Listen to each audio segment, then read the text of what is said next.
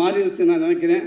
அதுக்கு முன்னாடிலாம் வந்து என்னோடய படங்கள்லாம் பார்த்துட்டு வந்து உங்கள் படங்கள் நல்லா இருக்குது, காமெடிகள்லாம் நல்லா இருக்குது, அந்த காமெடி நல்லா இருக்குது, இந்த டே நல்ல ஃப்ளோவில் போயிட்டுருக்குடா, கொஞ்சம் அமைதியாகிறா, அந்த காமெடி நல்லா இருக்குது, இந்த காமெடி நல்லா இருக்குன்னு சொல்லுவாங்க. அப்போ நான் சொல்லி உண்மைக்கு டேரக்டருக்கு ரொம்ப நன்றிங்க அப்படின்னு சொல்லுவேன்.